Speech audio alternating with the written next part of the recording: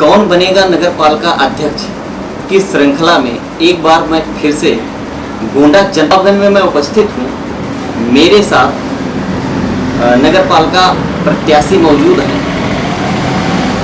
जनता अपना बहुमूल्य वोट उम्मीदवारों को प्रदान करती है। जनता ये चाहती है कि जिस भी प्रत्याशी को मैं अपना बहुमूल्य वोट प्रदान कर रही हूँ उसके अंदर साहस हो, ऐसी क्षमता हो कि वो मतलब नगर की समस्याओं का त्वरित निस्तारण कर सके, जनता के बीच से वो निकल कर आए और जनता का पूरा सहयोग करे।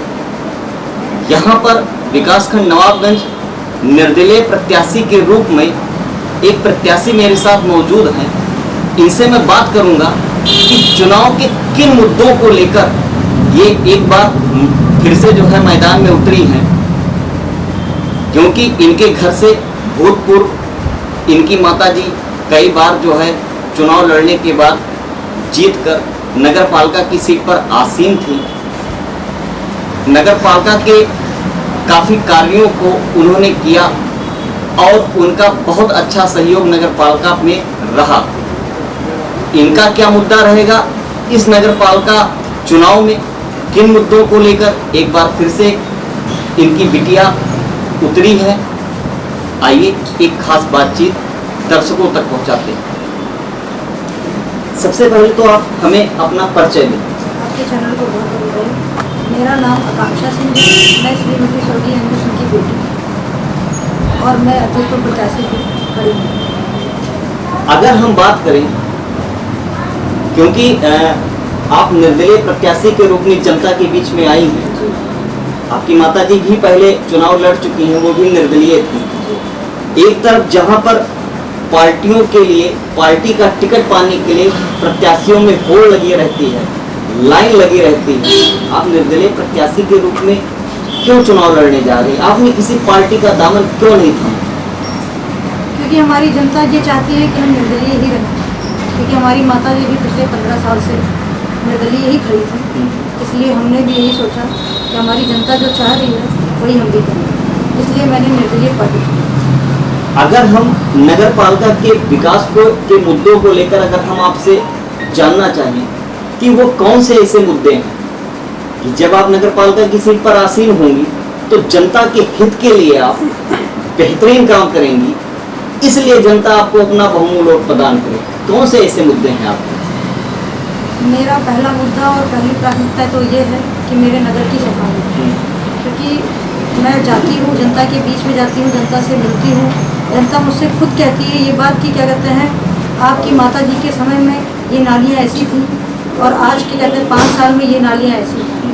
कहीं कहीं आप देख लीजिए कूड़े नहीं उठते हैं, कई दिनों तक कूड़े पड़े रहते हैं, नालियाँ पूरी भरी पड़ी हुई हैं। तो मैं ये चाहती हूँ कि मैं अगर नगर पालिका में आऊँ तो मेरा सबसे पहला काम यही है कि मैं अपने नगर की साफ़ सफाई करूँ। अगर हम बात करें कि जो घरों से कूड़े निकलते हैं, आपके नगर पालिका में कोई निश्चित स्थान कूड़ा फेंकने का नहीं, आप इस समस्या का कैसे निस्तारण करेंगे? मैं यही चाहूँगी कि क्या कहते हैं जितने भी कूड़े घर से बाहर निकलते हैं उसके लिए एकदम मतलब एक निश्चित स्थान का चयन करूँगी जहाँ पे क्या कहते हैं कूड़ा एक जगह कहते हैं फेंका जाए, सारी जगह ऐसे दिखाई नहीं। एक चीज़ हम आपसे और भी पूछना चाहते हैं, आपके नगर पालिका में कर्मचारियों की भी कमी है, संसाधन की भी कमी है।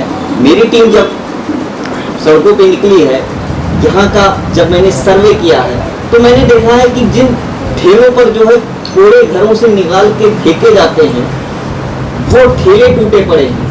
कूड़े जो घरों से निकाल के फेंके जाते हैं वो आपके इधर जो है झिया साइड में जो है वहाँ पे जो है उसकी डंपिंग की जाती है। संसाधन और कर्मचारियों, इसके बारे में आपका क्या कहना है? मैं प्रयास यही करूँगी कि मैं शासन से क्या कहते हैं अनुरोध करूँगी कि उसको क्या कहते हैं दिलाया जाए, ताकि हमारे जो कूड़े क्या कहते हैं इस तरीके से टूट जाते हैं, चाहे वो कूड़े टूटे हुए हैं चाहे कुछ भी टूटा हुआ है, उस चीज़ का अनुरोध करूँगी कि मेरा शासन कहते हैं मुझे उसका लाभ दे। अगर बात करें, आपने अभी जो एक मुद्दा बताया आपने साफ सफाई, एक आपकी ये प्राथमिकता होगी, इसके अलावा और कौन से ऐसे मुद्दे हैं या ऐसे विकास के कार्य हैं जो जनता के प्रति आपके दिल के अंदर है कि जब मैं नगर पालिका की सीट पर आसीन होंगी तो मैं जनता के लिए कार्य करूंगी, तो मेरी जनता का विकास होगा। मैं जब जनता के बीच में जाती हूँ तो जनता का कहना ये है कि मेरी माता के समय पे एक स्ट्रीट लाइट लगा है, जो कि अभी आप किसी भी वार्ड में चले जाइए, कहीं भी चले जाइए, कहीं पे भी कहते हैं कोई लाइट, मतलब एक आध जगह खाली जलती है और कहीं नहीं जलती। कहीं की बैटरी गायब हो गई है, कहीं के सोलर प्लेट गायब हो गए हैं। मतलब जनता का कहना ये है कि आपकी माता जी के समय पे हमारे गलियों में कभी अंधेरा नहीं रहता, लेकिन आज की डेट में आप चले जाइए, कभी भी रात में किसी भी वक्त चले जाइए, आपको गली में एकदम सन्नाटा दिखेगा। बस मैं ये चाहती हूँ कि जो मेरी माता जी ने क्या कहते हैं किया था, मेरी जनता को कहते हैं सारी फैसिलिटी दी थी, मैं वही क्या कहते हैं अपनी जनता को देना चाहती हूँ। अगर हम बात करें, जनता ने अपना बहुमूल्य वोट आपको प्रदान किया, आप नगर पालिका की सीट पर आसीन हुई, जनता की समस्याओं के लिए आप कैसे अपने आप को जो है मतलब उनके सामने उपस्थित करेंगे, उनकी समस्याओं का निस्तारण कैसे करेंगे? मैं जब नगर पालिका में आऊँगी तो मैं यही करना चाहूँगी कि जैसे मेरी माता जी ने जनता के लिए किया, और मेरी जनता जब भी चाहिए मेरे घर के दरवाजे मेरे उनके लिए हमेशा खुले रहे हैं। और उनके लिए क्या कहते हैं, मतलब जब भी जनता ने मेरी माता जी से कोई भी चीज़ की कहते हैं मांग किया, हमारा ये पूरा हो जाए, ये पूरा हो जाए, तो मेरे घर के दरवाजे हमेशा खुले रहे। हमारी माता जी उनसे कभी भी किसी भी समय मिलती रही, तो मैं चाहूँगी कि मैं भी उसी तरीके से क्या कहते हैं सारी चीज़ें करूँ कि जिससे मेरी जनता को कभी कोई दिक्कत ना हो मुझसे मिलने में, मुझसे कोई बात कहने में, और मैं उनकी बात सुनूंगी और उनके सारी चीज़ों को क्या कहते हैं पूरा करूँ। इसके लिए मेरे घर के सारे दरवाजे हमेशा हमेशा खुले रहें। आप अपने शब्दों में ये कहना चाहते हैं कि जो भी जनता आपको चुन के नगर पालिका की सीट पर आसीन करती है, जी जी, आप उनके लिए 24 आवर्स 24 आवर जी, 24 आवर उपलब्ध रहूँगी। दिन रात जिस टाइम भी जनता मुझे चाहेगी कि मैं उनके बीच में रहूँ, मैं उनके बीच रहूँगी। बात करें, क्योंकि यहाँ पर पार्टियों से भी प्रत्याशी चुनाव लड़ रहे हैं, निर्दलीय प्रत्याशी भी चुनाव लड़ रहे हैं, आप अपने आप को उन सबके बीच में कहाँ पाती हैं?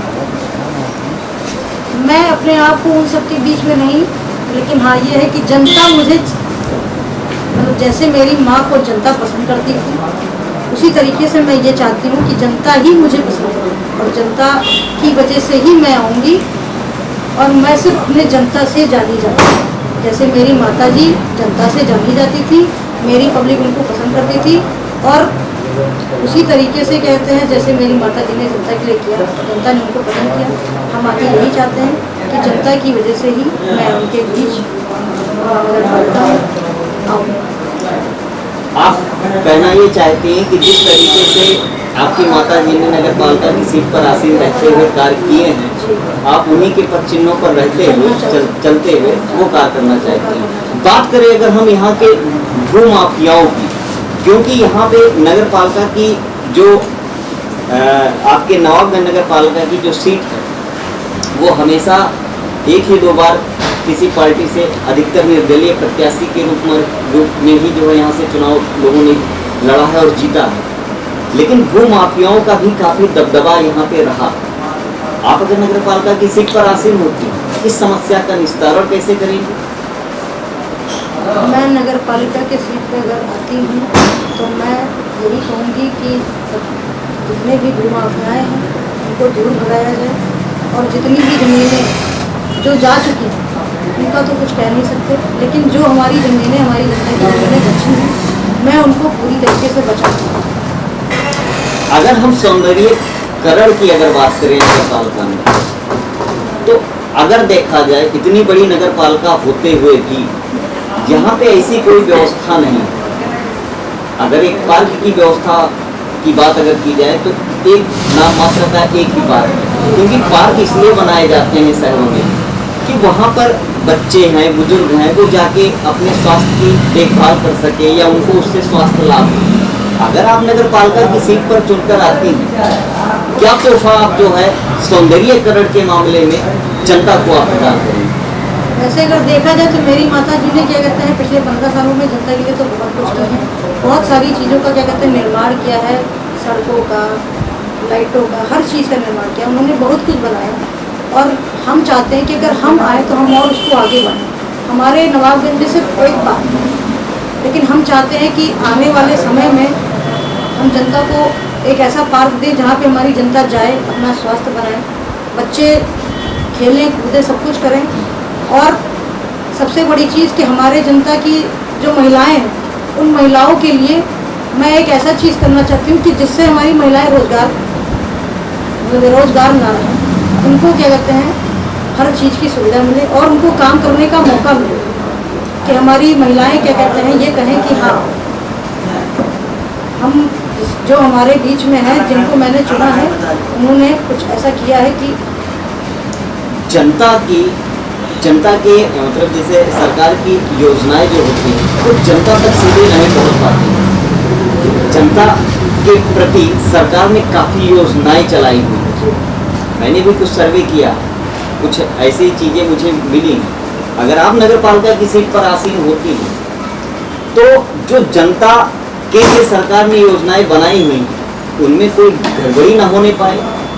क्या करेंगे उसके लिए कि जनता तक सरकार की सारी योजनाएं सीधे तौर तक पहुंचे? हमारी माता जी के कार्यकाल में तो क्या कहते हैं जितनी योजनाएं थी वो तो पब्लिक को मिली, और हम यही चाहते हैं कि आगे जितनी भी योजनाएं मुझे सरकार से मिलती हैं मैं पब्लिक तक तुरंत के तुरंत पहुंचाऊँ, ताकि जिससे जितनी जनता में बहुत सारे लोग ऐसे हैं कि जिनको क्या कहते हैं जिनके पास घर नहीं है, बहुत छोटे घरों में रहते हैं। हम जाते हैं उनसे मिलते हैं तो वो ये कहते हैं कि हमारे पास क्या कहते हैं हमारे पास रहने के लिए ये चीज़ है, हमको क्या कहते हैं नहीं मिला। तो यही है कि जितने भी छोटे लोग हैं जिनको ज़रूरत है, मैं पहले उनके लिए सारी चीज़ें करना चाहती हूँ, और जो योजनाएं मुझे मिलेंगी मैं पहले उनके लिए करूँगी। तो आपने देखा बड़ी बेबाकी से जनता के जो मुद्दे हैं या जो उनकी समस्याएं हैं, नगर पालिका की सीट पर चुनकर अगर ये आती हैं, जनता की जितनी भी समस्याएं हैं उसका निस्तारण ये किस तरीके से करेंगी, जनता के बीच में जनता को जब इनकी ज़रूरत पड़ेगी तो ये कैसे उपस्थित होंगी, ये सारी बातों का बड़े बेबाकी से इन्होंने उत्तर दिया है। मैं Amit Kumar Shrivastava, regional bureau chief, Devi Patan Mandal, Gonda.